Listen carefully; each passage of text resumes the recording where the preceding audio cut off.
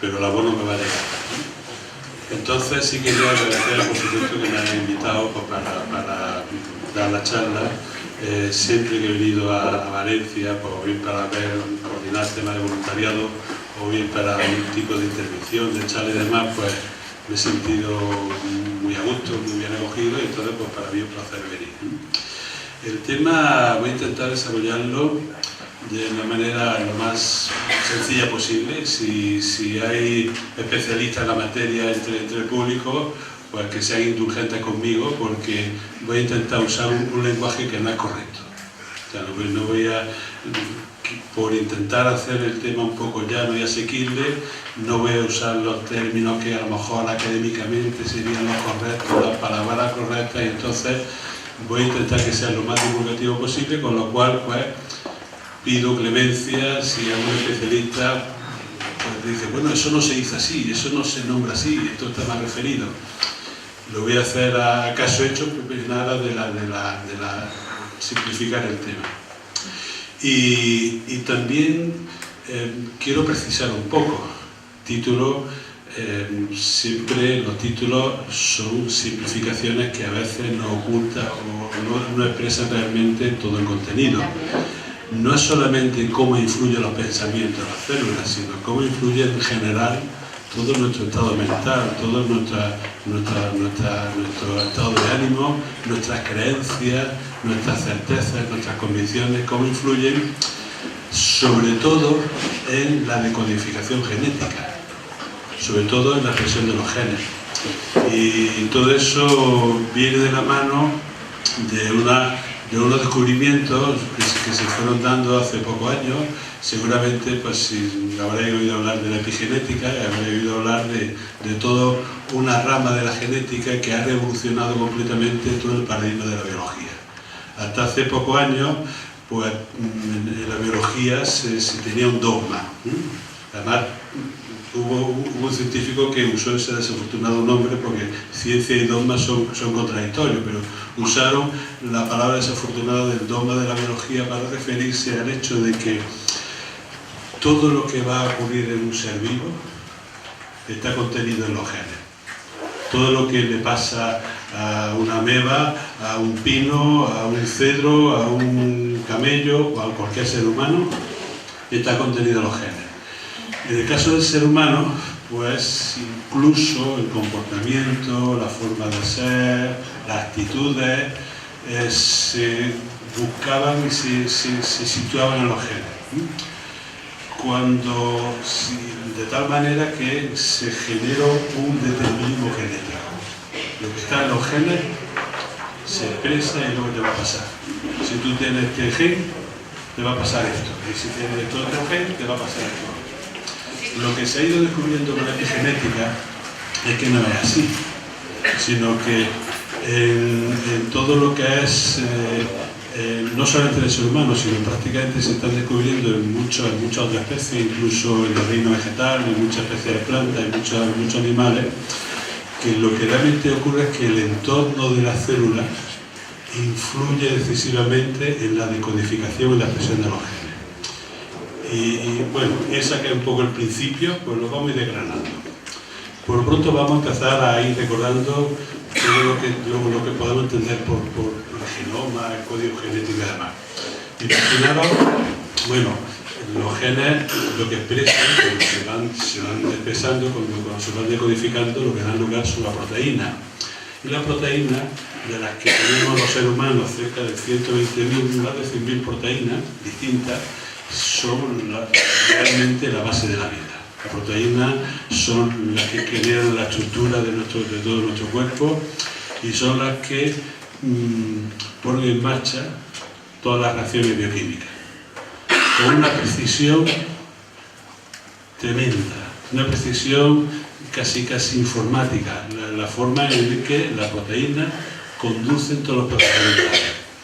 Entonces, si las proteínas son las que realmente hacen posible la vida en nuestro organismo tal y como la conocemos, el mapa de las proteínas, que son los genes, pues se ha considerado como realmente los determinantes de la vida. Y lo que se ha ido viendo, como decía al principio, es que no es así. uno puede tener todo un conjunto de genes que si no se expresan esos genes, no pasa nada. Hay experiencias que se han estado haciendo, por ejemplo, con cobaya. La cobaya es un típico animal que le ha perdido los palos en todas las investigaciones. Y entonces han sacado una serie de cobayas que tenían un gen que producía cáncer de páncreas. Entonces, según el dogma de la biología, tendrían que haber muerto de cáncer de páncreas. Y sin embargo, cambiando la alimentación, cambiando un elemento externo a la célula, pues no se leía ese gen, no se expresaba ese gen, con lo cual no se desarrollaba el cáncer de páncreas. Hay muchos ejemplos así, hay muchos ejemplos que se han ido dando en el ser humano y en otras especies. ¿Por qué? Porque han ido descubriendo que no solamente basta que se tenga el gen correspondiente para que se produzca ese efecto. Imaginaros que el gen es mi brazo, que tiene 2 capas. Para que se lea el gen, el brazo tiene que estar descubierto, tiene que estar al aire libre para que empiece el ARN, el mensajero, el otro, a cumplir su función y a producir la proteína. Pero la manga de la camisa no se levanta sola, la manga de la chaqueta no se levanta sola, y hace falta que esté descubierto el brazo para que se lea ese gen. Es decir, son otras proteínas que se llaman histonas y hay otro ARN, microARN, en fin, hay toda una serie de proteínas que se han ido descubriendo que son las que levantan la manga de la camisa y la manga de la chaqueta. Y una vez que se levanta la manga se puede leer el gen y se expresa y se produce por todo lo que se produce. ¿Quién dice que se levante la manga o que no se levante la manga? En algunos casos el interior de la célula, según su propio funcionamiento, y en la mayoría de los casos el exterior de la célula. En el exterior de la célula existen, en la membrana de la célula existen también otra gran cantidad de proteínas que son sensibles cada una a todos los cientos de moléculas que puede haber en el exterior de la célula, y que cuando llega una determinada molécula desencadena una reacción en esa proteína sensible que al final acaba. Imaginaros que estuviésemos todos cogidos del brazo y puede seguir un circuito, cada uno cogido de la mano, hasta uno que abre la puerta. Imaginaros que yo provoco el movimiento en este lado y empieza a sacudirse el brazo de todo un recorrido, un itinerario por aquí, hasta que uno abre la puerta. Ese efecto que se produce, reacciones que se van dando como consecuencia de determinados estímulos que aparecen en el fuera de la célula. Cuando estamos hablando de organismos unicelulares, que se empezó a descubrir en organismos unicelulares, pues claro, el exterior de la célula, el entorno donde vive el organismo, pues no sé, el agua de una charca, el interior del tracto digestivo de cualquier animal superior, pero cuando estamos hablando del ser humano, el exterior de las células de nuestro cuerpo, pues está en nuestro cuerpo. El exterior de la célula pues son los tejidos, el líquido tisular, donde desemboca la sangre y donde desembocan los vasos, los capilares, que llevan todo. Llevan los alimentos que ingerimos, el tabaco que fumamos, los fármacos que tomamos, no sé, la sustancia que ingerimos, el aire que respiramos, con toda su pestilencia y con toda su porquería que vayan respirando. Eso también pasa al torrente sanguíneo. Los subproductos del sistema nervioso, los neurotransmisores del sistema nervioso. Hay proteínas que están en la membrana, que son las que inician ese movimiento, como si tuviésemos, que son sensibles no a moléculas químicas, evidentemente, sino a efectos físicos, radiaciones, y entonces se comportan como si fuesen diapasones. Entonces, lo que se ha ido descubriendo es que efectivamente se han ido identificando algunos de esos itinerarios moleculares que hacen posible que lo que se encuentra fuera de la célula, dentro de nuestro organismo, hace posible que se lean o no se lean los genes. Esa es la base. Esa, y se ha ido investigando, y ahora si queréis, si hay alguna pregunta, pues me lo decís. Prefiero que las preguntas las hagamos al final para que a mí me queda ya nada más que una neurona, entonces me pierdo con facilidad y hago una pregunta, pues ya pierdo el hilo y tengo que preguntar, y digo, oye, ¿por dónde iba? Y queda feo que lo diga yo.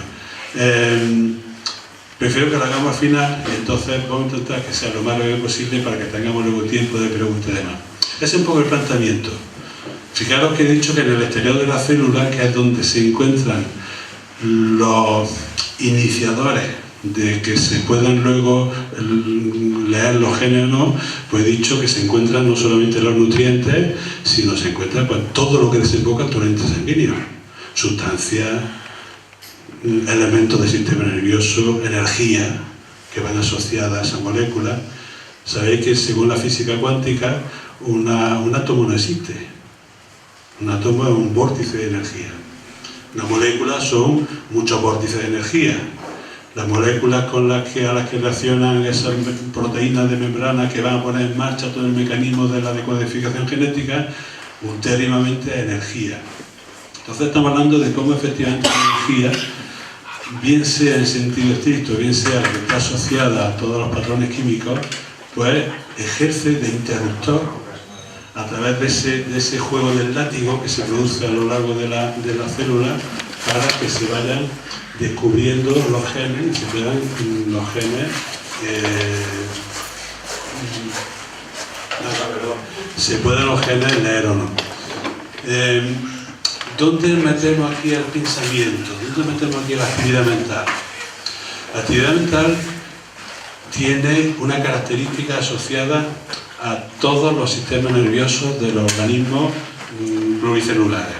En el momento en que la célula única, la que los seres unicelulares abandonan su condición de ser unicelulares, empiezan a crear, empiezan a ir formando seres pluricelulares con tejidos, con sistemas de información que van a ser los futuros sistemas nerviosos, la célula, digamos que cede la jerarquía de su información a la información del sistema nervioso central. Pongo un ejemplo. Imaginaos que todos los que estamos aquí somos células que cuando vivimos solos, pues yo no tengo que preguntarle a nadie qué es lo que hay en mi entorno.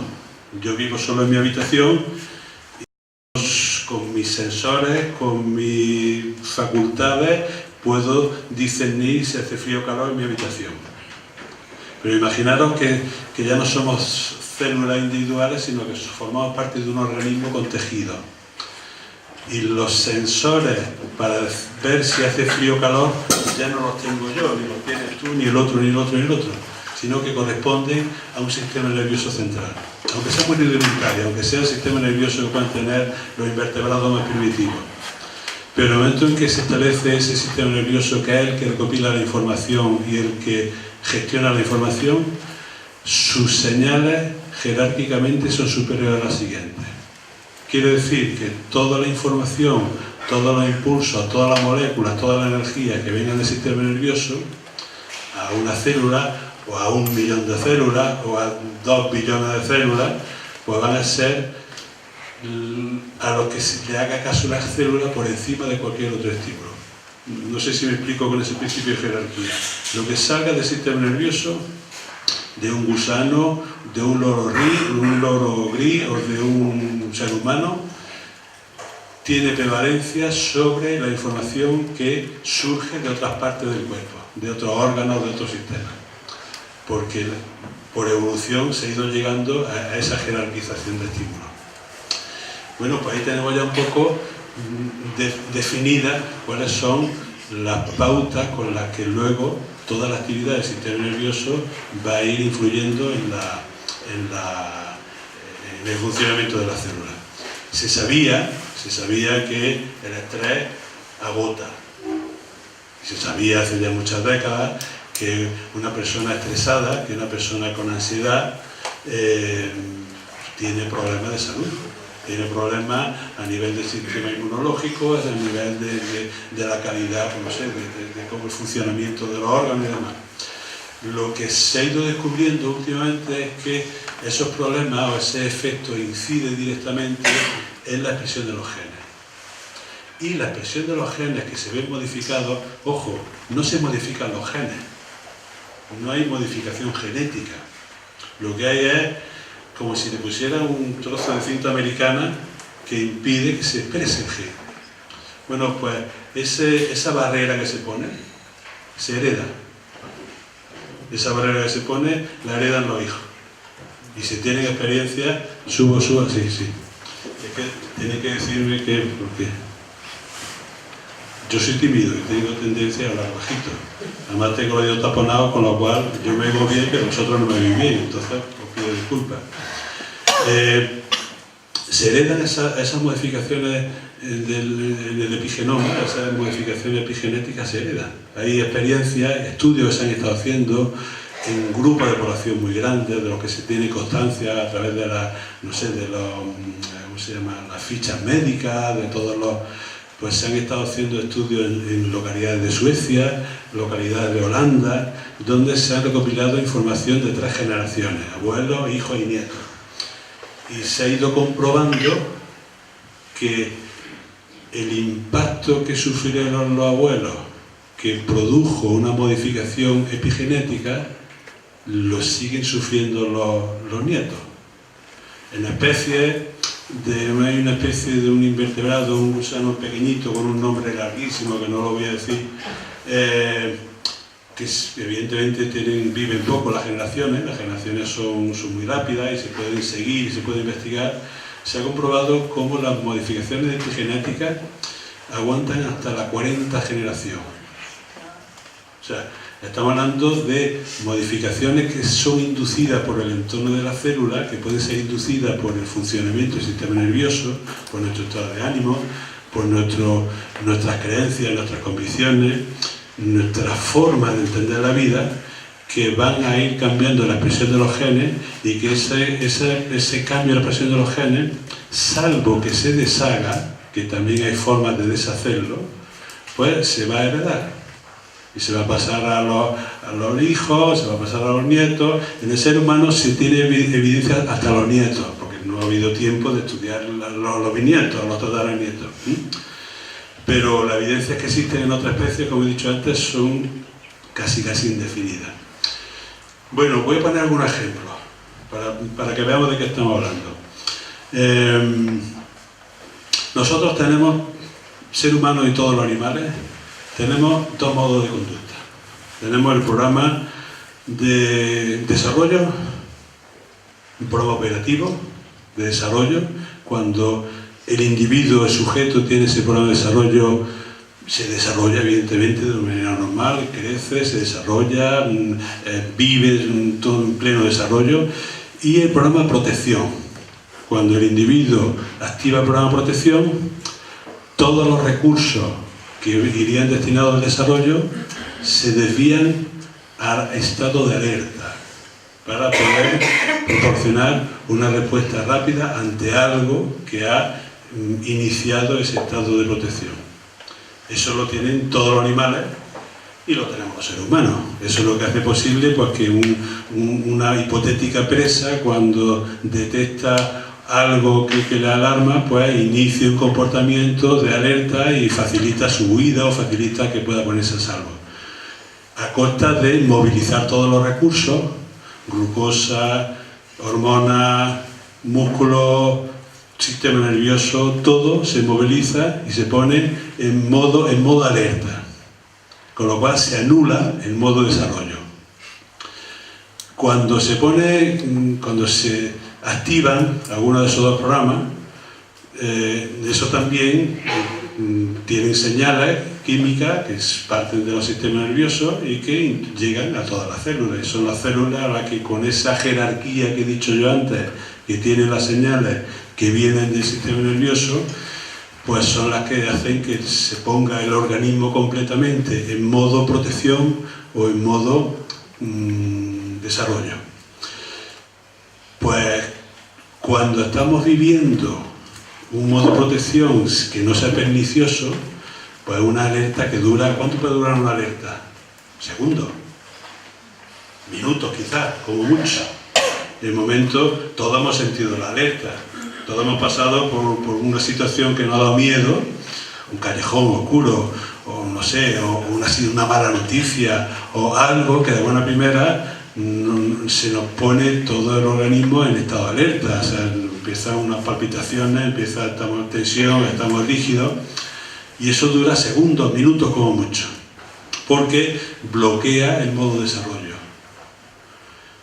Pero ¿y si estuviésemos así media vida? ¿Y si estuviésemos así en ese estado de alerta años? A causa de la ansiedad, a causa del estrés. Pues lo que se ha ido documentando es que efectivamente se sabía que el estrés es negativo, desde hace ya muchas décadas, empezó a investigar un fisiólogo, pero lo que se ha descubierto es que efectivamente se producen modificaciones en la expresión de los genes.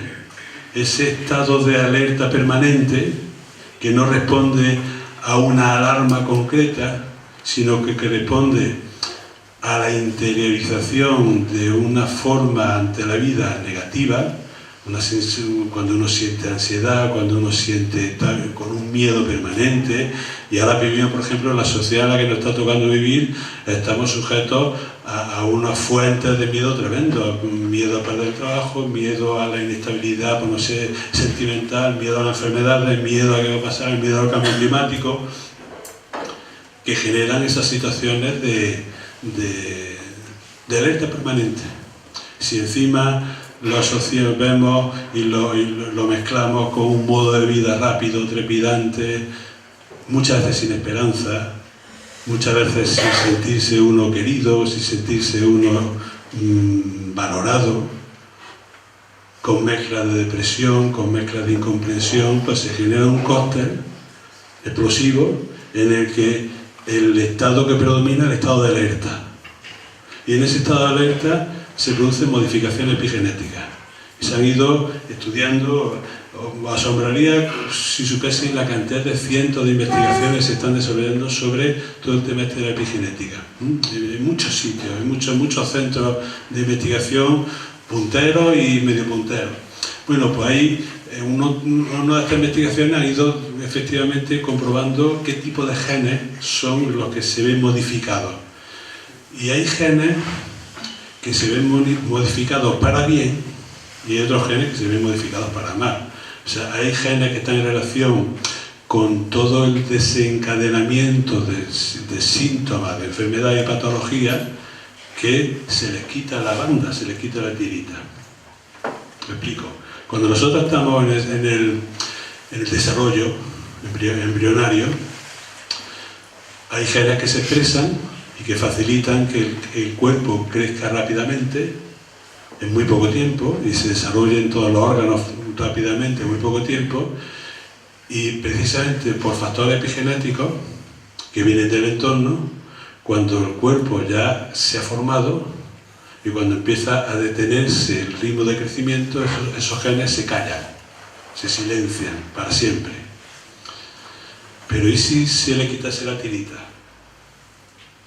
y empezase a desarrollarse muy rápidamente una parte de un órgano? ¿Cómo lo llamamos eso? Cáncer.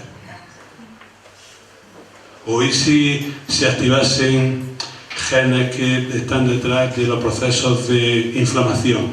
Hay genes que están detrás de los procesos de inflamación.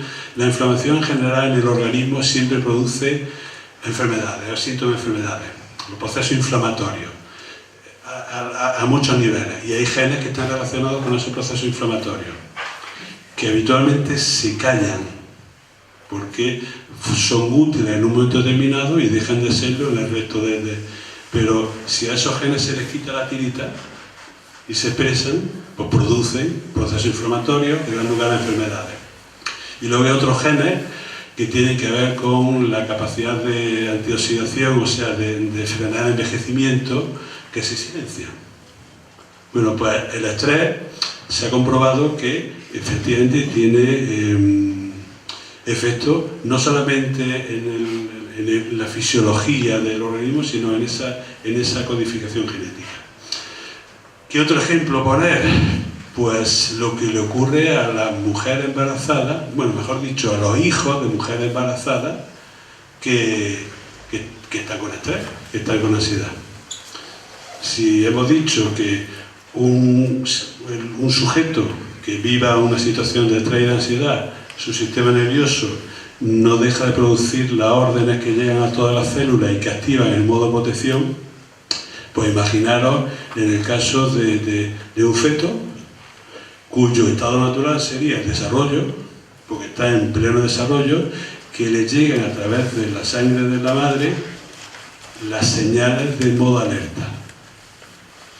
Se ha comprobado y se ha ido descubriendo que efectivamente el futuro niño, el futuro ser que nazca, pues cuando ha estado sometido a ese programa en modo alerta, que no tendría por qué haberlo tenido porque no vive situaciones conscientes para que tenga ese programa, pero a través del torrente sanguíneo de la madre, porque la madre vive situaciones de angustia, de estrés, de ansiedad, pues se ha comprobado cómo son niños que nacen con menos peso, son niños que nacen con menos talla, con alguna propensión a enfermedades infantiles, no sé, niños que nacen y todos lo hemos visto, y a lo mejor incluso lo hemos sido, o a lo mejor lo hemos tenido hijos que son tendencia a que siempre esté con el pecho lleno de mocos. Este niño es muy flojo para esto, siempre. Y luego también de adultos tienen propensión a desarrollar determinados tipos de enfermedades, de diabetes, de patologías más duraderas. Y eso está, detrás de todo eso, lo que llegan los investigadores es a esa situación el programa en modo alerta, que nunca tendría que haber vivido ese ser dentro de su madre, porque no tiene ninguna razón objetiva para despertarlo, pero que, como he dicho al principio, el modo alerta inactiva el modo desarrollo. Y tendría que haber sido justo al contrario. Se ha comprobado cómo cuando se producen las células sexuales en hombre o en mujer, da igual que sea, generalmente asociamos todo lo que tiene que ver con la transferencia a la siguiente generación con la madre, pero el padre también puede producir células sexuales, espermatozoides, que por su propia forma de vida, por su propio estado de ánimo, contenga esas modificaciones epigenéticas que van también a transferirse directamente al futuro hijo. Una aversión tremenda a tener descendencia modifica un miedo tremendo a tener descendencia, no sé, situaciones complicadas en que para nada se quiere tener hijos, porque estoy viviendo una circunstancia, porque no quiero, porque sería un drama, porque sería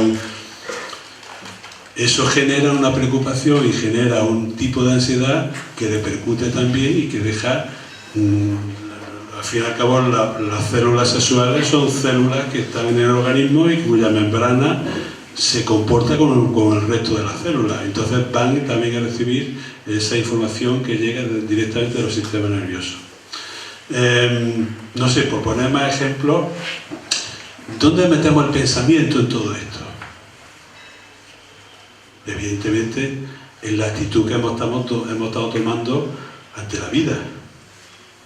Si yo tengo un pensamiento que conforma una filosofía de vida altamente competitivo, altamente, no sé,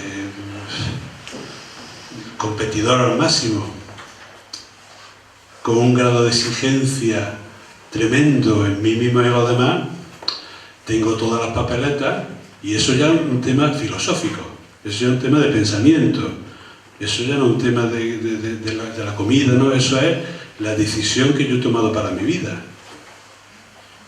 Y tengo todos los ingredientes para generar un un comportamiento, un estado de ánimo estresante, con una ansiedad tremenda.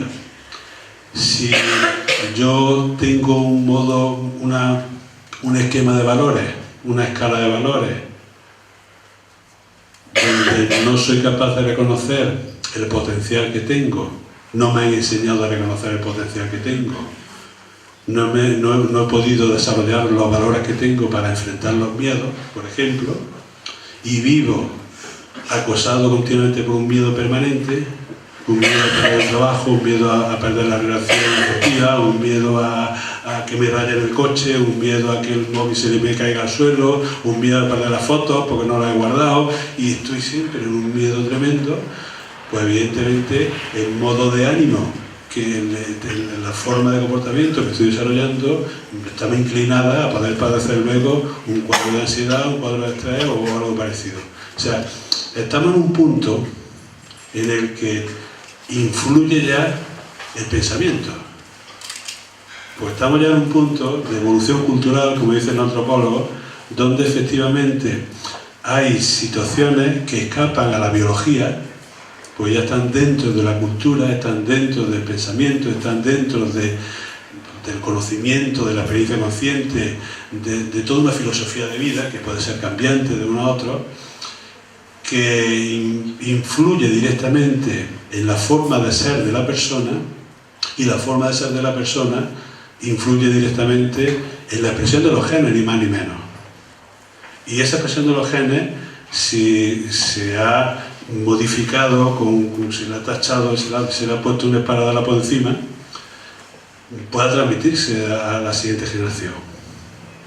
O sea, lo que se está descubriendo es efectivamente que la realidad del ser humano es mucho más compleja de lo que podría suponerse con el dogma de un gen, una proteína, y donde influyen poderosamente en lo más básico de la vida, como son nuestro código genético, elementos tan intangibles como el conocimiento, como la filosofía de vida, como la escala de valores que uno tiene. No es lo mismo que yo tenga una escala de valores basada en el altruismo, basada en la comprensión, basada en la empatía, a que tenga una escala de valores basada en llegar el primero siempre. El segundo para mí es un fracaso y tendría que estar aniquilado. O sea, fijaros, son dos escalas de valores cuyo origen ya es un origen mental, de pensamiento, un origen que tiene las ideas con las que podemos ir alimentándolo. No es un proceso biológico, no es un artefacto biológico, pero en el momento en que se pone en marcha genera consecuencias biológicas que pueden ser heredables a la siguiente generación. Bueno, voy a ponerme ejemplos. Consciente y subconsciente. Todos hemos oído hablar del consciente y del subconsciente. El subconsciente sería como...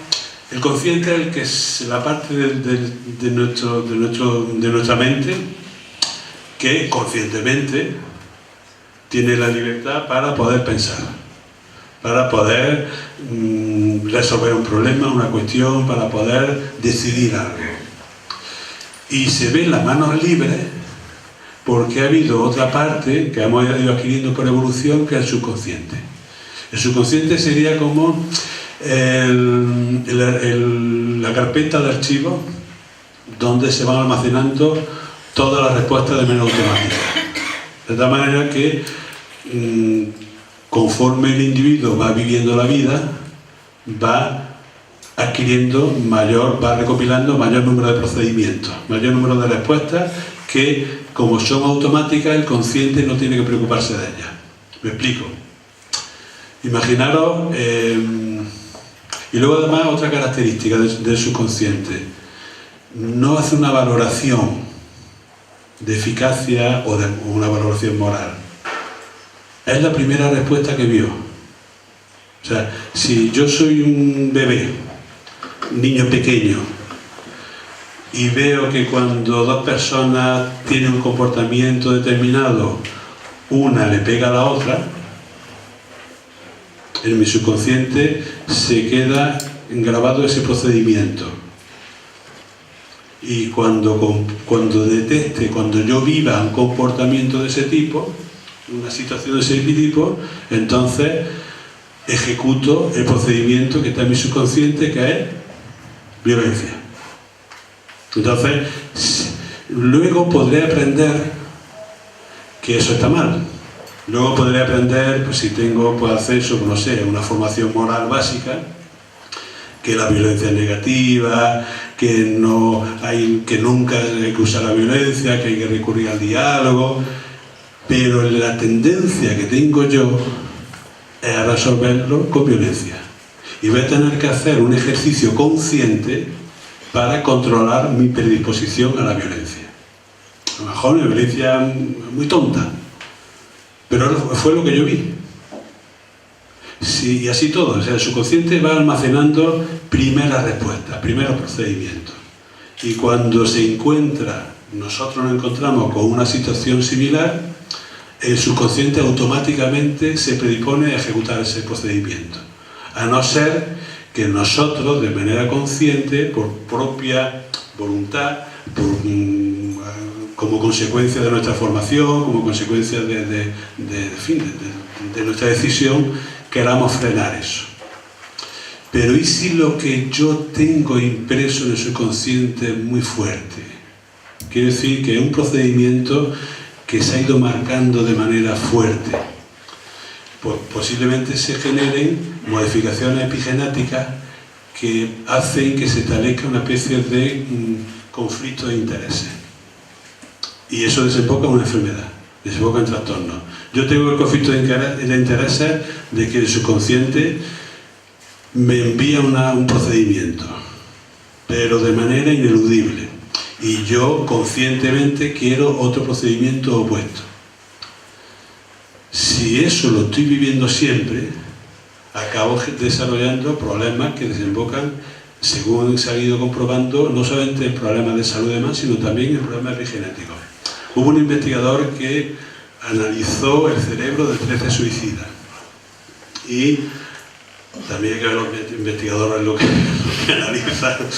Bueno, cogieron 13 suicidas, de los cuales sabían perfectamente su historial, las circunstancias de su vida, más o menos lo sabían.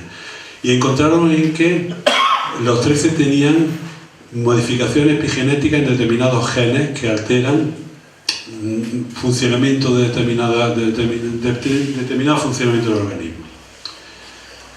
Y que esas modificaciones epigenéticas no las tenían gente que había muerto sin ser suicida, se había muerto, no sé, de accidente, muerte natural o como fuese. Y prácticamente todos, creo que eran todos, sí, todos habían tenido un historial de abuso sexual en la infancia permanente. O sea, una situación de no sé, pues de desastre permanente para esa persona, que le lleva a unas modificaciones epigenéticas que no se sabe si estarían detrás o no del suicidio, pero que dio justamente la casualidad de que efectivamente conformaban un cuadro que no era el cuadro que tenían pues, varones, pues eran todos varones que habían muerto en circunstancias normales. Pues hay muchas investigaciones en ese sentido. Había un caso de un violinista judío que fue famoso, que vivió de niño en la época de la Alemania nazi. Su padre estuvo en campo de concentración, él también, sobrevivieron, y entonces él vivió de una manera tan dramática la situación que le llevaba a ser siempre cauto, a no estar siempre expuesto, porque su supervivencia se basaba en estar escondido, no mostrarse, estar siempre fuera de una exposición pública, que cada vez que le tocaba tener que hacer un concierto de violín, se ponía malo. ¿Por qué? Porque había orden y contraorden de lo que su subconsciente le dictaba, que era alejarse del público como fuera, a lo que su consciente le decía, que era pues, salir y hacer su concierto de violín pues, para lo que estaba contratado. En fin, son situaciones que se generan. Hay ejemplos positivos, o sea, no todos los ejemplos que voy a poner son ejemplos negativos. Se ha ido investigando mucho el efecto que tiene la meditación. Sabéis que hay 3 formas de meditación. Una meditación que se llama... Una meditación que consiste en lo que llaman atención plena.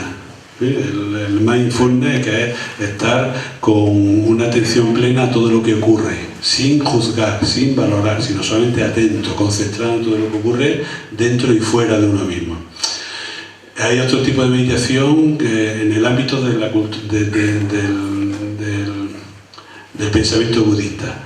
Hay otro tipo de meditación que es la concentración en un punto concreto, que puede ser un punto externo, no sé, una varita, el punto de una varita de incienso, un punto luminoso, o puede ser algo interno, pues no sé, concentrarse en los latidos del corazón, concentrarse en la respiración y demás, plenamente.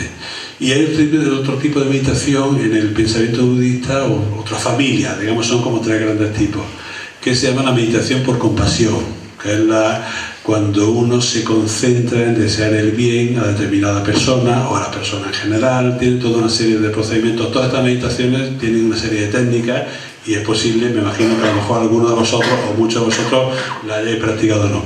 Bueno, pues puesto que la meditación, sobre todo el mindfulness, del que se han hecho muchas variantes para aplicación en hospitales y en centros de salud, sobre todo en Estados Unidos, en el mundo anglosajón lo han ido trabajando mucho, pues empezaron a investigar qué pasaba con los organismos, con las personas que efectivamente tienen esa práctica, y llegaron también a resultados que convergen en la epigenética. Gente que llevaban ya mucho tiempo, que más de 1000 horas de experiencia en alguno de esos tipos de meditación, pues por ejemplo hubo un estudio que comprobó que las células vivían más. ¿Por qué vivían más? Porque hay una parte del ADN que se llaman telómeros, que son una especie de bolitas, que conforme se van acortando en las duplicaciones de la célula, digamos que va quedando menos vida. Hasta llega un momento en que ya se quedan tan cortitos que la célula inicia el programa de desaparición y ya no se reproduce más. Pues había determinados tipos de meditación conseguían frenar el desgaste de esos telómeros, con lo cual se avanzaba la vida de la célula, con lo cual se avanza la vida del organismo en general.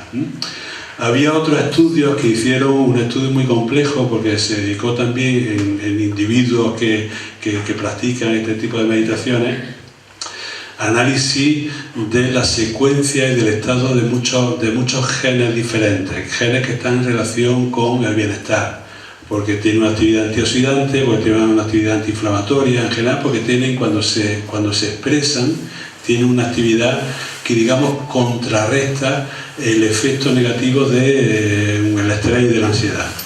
Y comprobaban que efectivamente esos genes que podrían estar desactivos, sin embargo, se activaban y ejercían su función de regeneración de la salud.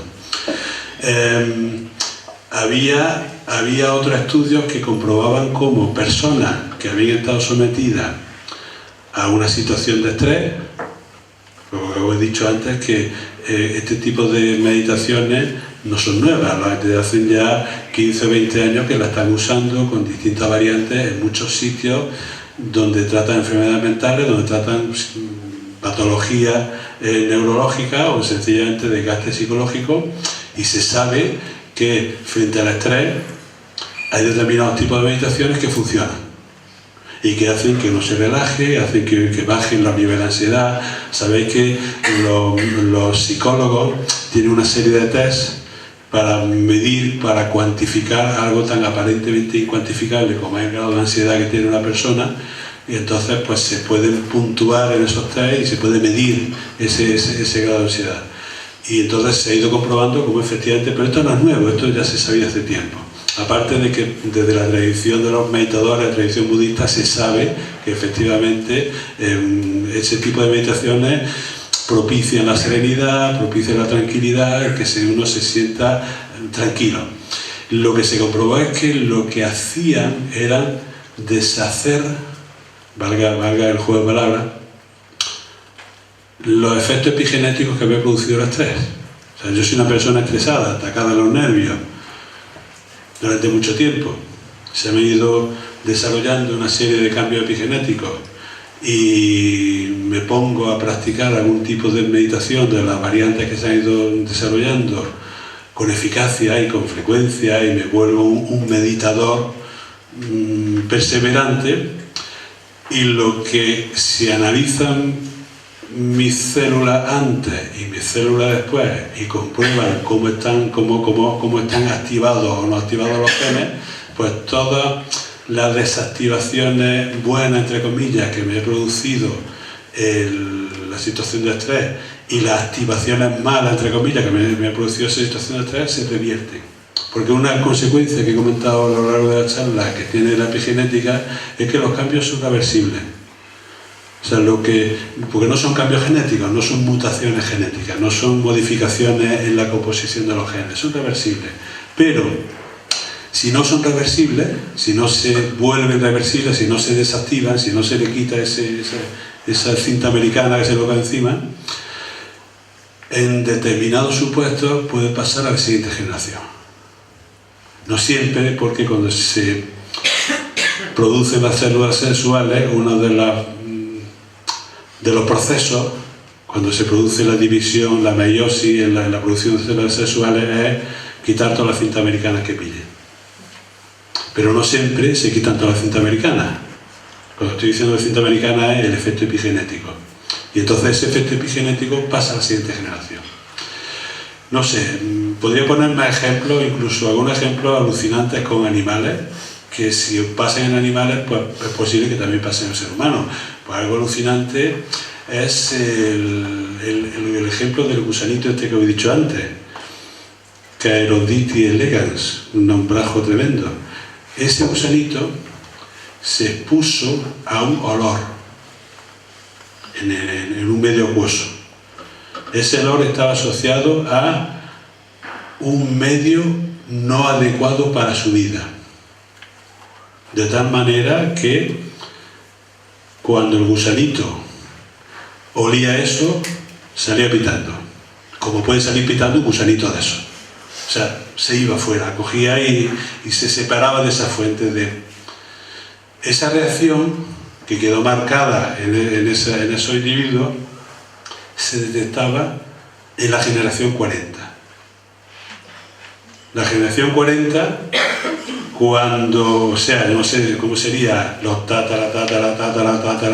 nietos de los primeros, a los que solamente se había puesto el olor a los primeros. O sea, solamente se había asociado el olor, ese olor concreto, con una situación de un ambiente negativo a los primeros. Pero cuando en la generación 40 se ponían a los tataranietos ese olor, aunque el ambiente fuese positivo, no hubiese modificación del ambiente, su tendencia era huir. Se han hecho experiencias parecidas en ratones, también con estímulos apareados, o sea, olor con otro estímulo, y entonces la respuesta que hace el ratón la hace luego el nieto o el bisnieto del ratón. O sea, se están viendo efectos epigenéticos que se transmiten a siguientes generaciones, que aunque evidentemente en el ser humano no se ha hecho, por lo menos no se ha contado que se hayan hecho ese tipo de experiencias, pero si ocurre en un sistema nervioso tan parecido al nuestro como puede ser de otros mamíferos superiores, pues posiblemente en el ser humano pueda ocurrir también. ¿Dónde quiero ir a parar? Y ya termino con... Pues me cola un poquillo, pero no mucho. Ahora, pocas preguntas y ya está, ¿no? Bueno, ¿dónde quiero ir a parar? Un poco ya lo he estado diciendo a lo largo de la charla. Estamos en el umbral de la biología. O sea, hasta ahora la forma en que se tenía para abordar el funcionamiento del organismo era pues siempre bajo los supuestos únicamente biológicos. Cómo funcionaba, pues no sé, a nivel de bioquímica, a nivel de genética, a nivel de fisiología. Y conforme se ha ido avanzando en este ámbito de la epigenética, lo que se está comprobando es que, lo que decía antes en un momento concreto de la charla, que elementos que no son biológicos, como puede ser pues, una filosofía vital, como puede ser una actitud ante la vida, como puede ser determinadas formas de educación que yo he recibido, pues, de determinadas formas de creencia. No he hablado del placebo, de una forma entre los efectos placebo y nocebo. ¿Sabéis lo que es un efecto nocebo? Si un efecto nocebo es que si yo estoy empeñado que tengo una enfermedad, desarrollo esa enfermedad.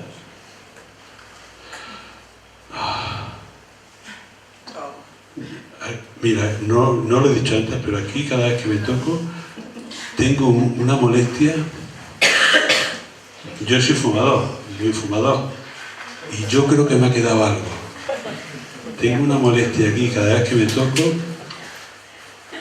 Yo creo que algo feo, algo muy chulo. Eso es el efecto nocebo. Estoy convencido, tengo un sistema de creencias tan poderoso que lo acabo desarrollando. El efecto placebo, yo pensaba que era algo más psicológico, hasta que leí un experimento que hicieron en Estados Unidos con pacientes de artritis de rodilla. Entonces cogieron 3 bloques de pacientes. Uno que se sometía a una operación A, con la que se solucionaba esa artritis de rodilla. Otro que se sometía a una operación B, lo mismo. Y otro grupo que se le abría la rodilla. Sabéis que las operaciones de rodilla muchas veces son con anestesia local y el paciente está semi-inconsciente, semiconsciente. Y entonces, pues para que se lo tragase entero todo, se le abría la rodilla, se procedía todo igual, menos la operación en sí, no hacían nada. Cerraban, todo igual. O sea, una mentira. Los 3 grupos sanaron la rodilla. O sea, el poder de la creencia es tan grande que efectivamente puede tener incidencia en el cuerpo. Esto tiene su peligro. Y tiene el peligro de creer que nosotros vamos a curarnos por nuestra propia creencia y que abandonamos tratamientos indicados para cosas chungas. Hay que tener un poder de la mente que generalmente no lo tenemos. Generalmente no tenemos, si vivimos con indecisiones, si vivimos con miedo, si vivimos con incertidumbre, nuestro poder de la mente no es tan potente como para que se elimine una dolencia. Lo que ocurre es que cuando el poder de la mente ya no depende de nuestros miedos conscientes, no depende de nuestra realidad pequeñita, cotidiana, sino que tiene todo el vigor del subconsciente, entonces ya es distinto. Pero ¿vosotros sabéis manejar vuestro subconsciente? Yo tampoco. Con lo cual, no deja de ser un ejemplo de hasta qué punto estamos hablando, como decía antes, del umbral entre lo biológico y lo cultural. Y bueno, y este era un poco el punto final que quería llegar. La reflexión de que efectivamente sí se están descubriendo ya los itinerarios, las rutas moleculares con las que la actividad mental, bien sea a partir de la cultura, que es la que hemos ido desarrollando, de nuestra filosofía vital, de nuestro sistema de valores, de nuestro mundo de creencias o de nuestro estado de ánimo más básico, que está todo relacionado, pues todo eso tiene nuestra impronta en nuestra propia salud y en lo que es la expresión de los genes, e incluso en algunos casos, como decía antes, en la de nuestros descendientes. Si yo cambio la actitud vital, pues como se descubrieron con los estresados que practicaban la meditación, deshago muchas de esas situaciones de cambio epigenético que, como he dicho antes, son completamente reversibles. Entonces, quizás llegará el tiempo en el que el médico, cuando nos esté una consulta, después de preguntarnos todos los síntomas y ponernos todas las analíticas de eso, nos acabe preguntando, bueno, ¿cuál es su sistema de filosofía vital? Bueno, y aquí ahora si queréis, atiendo las preguntas que queráis.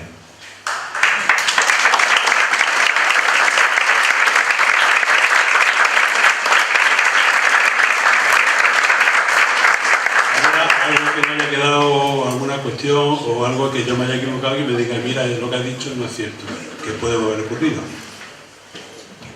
¿Alguna cuestión, pregunta? Pues entonces, muchas gracias. Bueno, mira, ¿quería decir algo? Manuel, has explicado que nosotros, tenemos ese poder con nuestra mente de, si el ejemplo que ponías a nivel cardíaco, ¿no? De crear enfermedades. Sí. Pero en realidad nadie quiere estar enfermo, ¿no? No, pero el querer curar. Pero hay veces que no queremos estar enfermos, pero hay veces que la obsesión es más fuerte de lo que queremos conscientemente. Y yo creo que todos hemos vivido de cerca alguna situación así, de algún pariente, de algún amigo, alguien que hemos relatado, de que estaba obsesionado con que tenía no sé qué y al final pues, los médicos detectaron que tenía eso.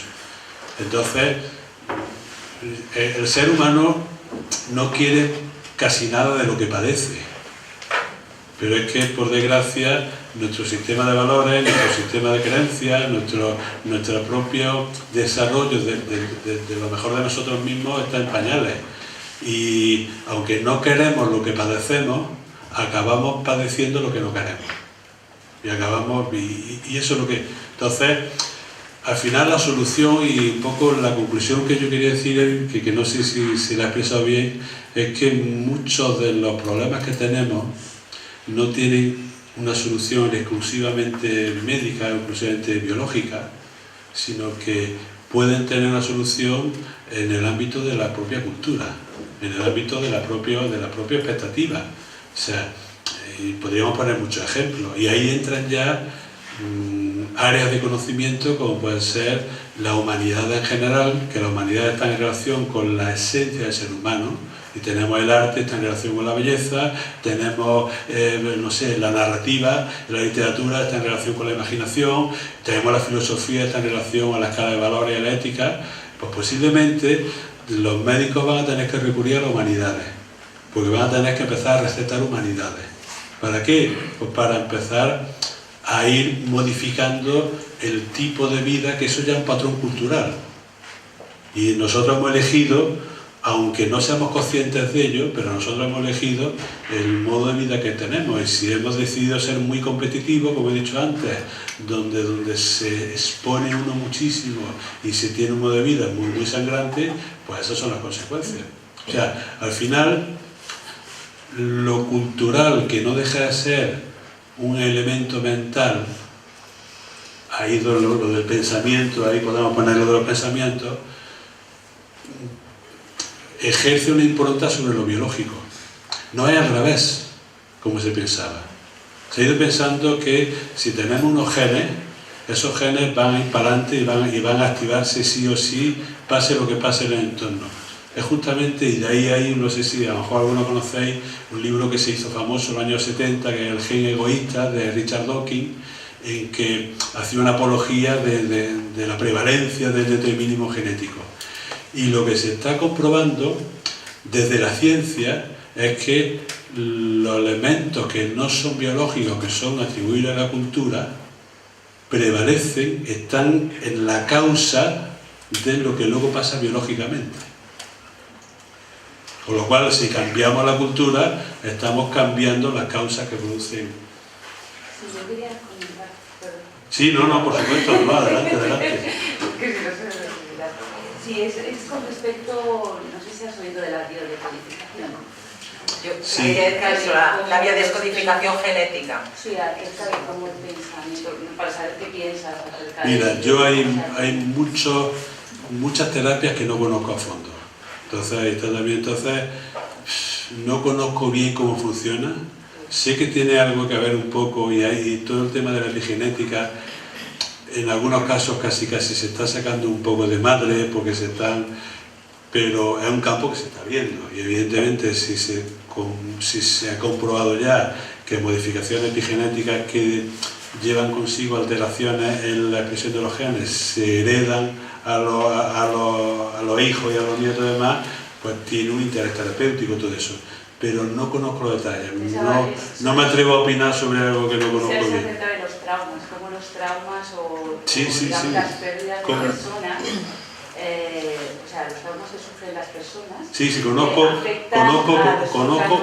un comer, pero como no conozco el detalle, cómo es el procedimiento de trabajo con esa metodología, pues no podría, si opinase sería terminar en mi parte. Lo siento. Pero sabemos de hace muchos años, y yo lo he comprobado en mí misma, que el pensamiento es creativo. Claro. Igual que creamos enfermedades, nos podemos crear. Claro. Yo voy al médico, me dice lo que tengo, y entonces yo me lo trabajo. Ese es el funcionamiento del procedimiento del efecto placebo ese. Pero no solamente ya con el efecto placebo, es lo que estaba intentando también decir. O sea, si yo tengo una actitud ante la vida que no es una actitud derrotista o que no es una actitud plagada de miedo, de temores, pues posiblemente pueda vivir, aunque viva intensamente, con mucho trabajo, con muchas cosas, con muchos objetivos, pero pueda vivirlo con cierto grado de serenidad. La serenidad no se va a ver afectada por un miedo permanente y entonces, bueno, pues ya estoy empezando a poner en práctica lo que estábamos comentando que descubrieron de gente que tiene el cuadro de ansiedad y revierte los efectos degenerativos. O sea que, efectivamente, si hemos estado hablando de un pensamiento destructivo que genera ansiedad o que genera estrés, pues existe un pensamiento constructivo. Un pensamiento que se alinea y que entra en resonancia pues, con la ley de la naturaleza, que entra en resonancia con la propia naturaleza, que entra en resonancia con la propia esencia del ser humano. Y ahí es por donde yo decía antes que las humanidades pueden aportar mucho. Porque las humanidades que están denostadas en nuestro sistema de estudios, porque no sirven para nada, entre comillas, porque no dan puesto trabajo, porque es mejor la técnica que... Sin embargo, lo que se está comprobando es que efectivamente las humanidades son las que hacen posible que aspectos esenciales del ser humano, como la sensibilidad artística, se desarrollen. Y si uno es capaz de desarrollar sensibilidad artística, y uno es capaz de ver la belleza en cualquier parte, tiene argumentos para poder contrarrestar el miedo, para poder contrarrestar el pánico, para poder contrarrestar tantísimas situaciones negativas del pensamiento. Y si no solamente desarrollo sensibilidad artística a través del arte, sino que desarrollo pues, también imaginación, desarrollo, no sé, la capacidad de la comunicación, que obra maravilla. O sea, la comunicación, los seres humanos cuando comunicamos, y cuando tenemos un buen grupo de amigos, un buen grupo de conversadores, no de WhatsApp, sino de conversación directa, escuchando y hablando, pues eso también forma parte de ese mundo esencial propio del ser humano que proyecta hacia ese pensamiento constructivo. ¿Sí? A ver, comentaba que estábamos hablando de que los pensamientos pueden influir, ¿no? Sí. Esto es muy antiguo, es decir, ahora mismo la ciencia ha descubierto esto. Claro. Esto ya se sabía. Muchísimo, hace muchísimo años tiempo. atrás en la filosofía, Sí. los budistas, Sí. la sabiduría popular. Ya lo decías, vaso medio lleno. Vale. Lo que pasa que, no sé, la culpa la tendremos todos, vivimos en una sociedad que justamente nos dicen lo contrario. Es que tú vas al médico y te infla pastillas. Sí. Yo una vez fui a mi médico de cabecera y le digo, mire, mi problema es emocional. Y me miró como si fuera marciana. Es decir, evidentemente pasó mi problema emocional, se me fue el problema. Claro. Pero eso ya lo sabía, porque he leído, porque me he informado y tal. Evidentemente todos los pensamientos positivos no te van a curar. Sí. Porque no nos influyen otros muchos factores. Sí. Muchísimos. Y entre ellos me ha gustado una cosa que has dicho, muy importante para mí, porque eso yo ya lo sabía, de los pensamientos. Pero la falta de humanidad. Sí. Estamos educando a nuestros hijos, nos faltan valores. Inclusive se han perdido valores que en mi generación teníamos. Sí. Y cada vez se están perdiendo más valores. Entonces, no hay equilibrio. Por eso ahora la gente está tan desequilibrada. Todo eso contribuye a una disfunción del organismo. Y es algo que se sabía, ya lo decían los filósofos, ya se decía los chamanes ya lo sabían. El poder de los chamanes que ya lo sabían. Y se podía trabajar en resonancia con la naturaleza. Exactamente. Bueno, otro problema. Nosotros mismos, todos, los que estamos aquí, también somos culpables, en parte, hemos consentido que nos destrocen la naturaleza, cada vez vivimos. Esa es otra historia. Sí. Nosotros tenemos que vivir en contacto con la naturaleza para estar sanos mentalmente y físicamente. Sí. Y cada vez vamos al contrario. Sí. Humanidad, falta humanidad. O sea, no hay equilibrio entre los conocimientos y los valores humanos. Sí. Se educa la competición y tal, no, a lo mejor ahora cada vez se está educando más sobre esos valores. Entonces, claro, me alegro de que la ciencia ahora esté diciendo esto. Es que el valor que tiene la charla, que es por lo que... Es que, fijaros lo que el área de conocimiento que... El valor que tiene la charla es que desde el paradigma científico, por fin se está empezando a descubrir cosas que se saben de otros paradigmas. Pero ¿qué ocurre hoy en día a lo largo del siglo XX que ha ido pasando? A lo largo del siglo XX, en nuestro mundo occidental, que ya ocupa todo el orbe, nuestra civilización occidental, ha ido dando mayor predominancia al paradigma científico. Un paradigma científico que se basa en una ciencia materialista donde solamente existe lo material. Y lo que se sale del paradigma científico se tacha de pseudociencia o de superchería o de algo que no tiene que ver con la verdad, que es lo que dice la ciencia. Entonces, el valor de que empiece a haber investigaciones que apunte y que vaya desarrollando en este sentido, que por otro lado, como tú bien has dicho antes, ya se sabe desde hace milenios, hay tradiciones en todas las grandes culturas que tienen en su seno el poder de la mente sobre la materia, pues lo positivo es que ya desde la ciencia está empezando a desgranarse ese camino. Seguramente el paradigma científico en unas pocas décadas tiene que cambiar, porque se están acumulando muchos descubrimientos que no encajan con el paradigma científico actual. Pero el valor que tiene el que se está avanzando en esto, y por eso planteé yo la charla cuando estuve hablando con José Manuel, es precisamente por eso, porque justamente el paradigma que es el que nunca se equivoca, el que tiene la razón siempre y el que ha ido anatemizando el resto de paradigmas, está empezando a reconocer lo que se sabía desde hace ya milenios, porque en otro tipo de forma de pensamiento. Sí. Cuando ha dicho la activación de genes, claro, si son genes que se activan, es porque ya los tenemos. Sí. Pero ¿de dónde vienen? El ejemplo que he puesto, los genes los tenemos por evolución, hemos ido adquiriendo una dotación genética. Esa dotación genética es la que hace posible que nosotros vivamos como seres humanos desde que somos concebidos, desde que se produce el cigoto, hasta que el último de nuestra vida. En determinados momentos de nuestra vida conviene que los genes que permiten una multiplicación muy rápida estén activos. Pero en otros momentos de la vida, lo que se impone y lo que hace el organismo es callar esos genes.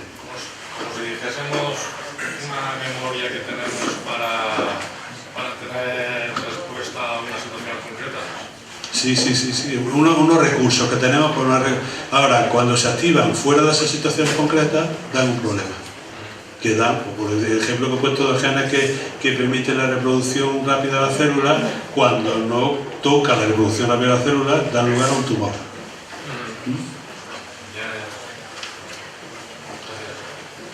Sí.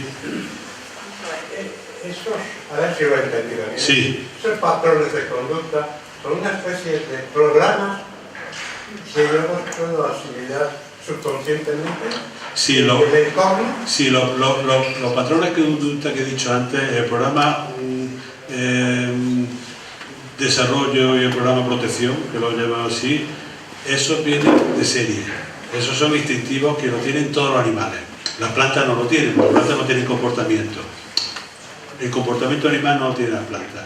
Pero cuando la evolución hace que se empiece a desarrollar un comportamiento característico de los animales, pues entonces se empieza a desarrollar esos dos programas. Un programa que el de protección me facilita la huida de algo agresor y el de desarrollo me permite el crecimiento.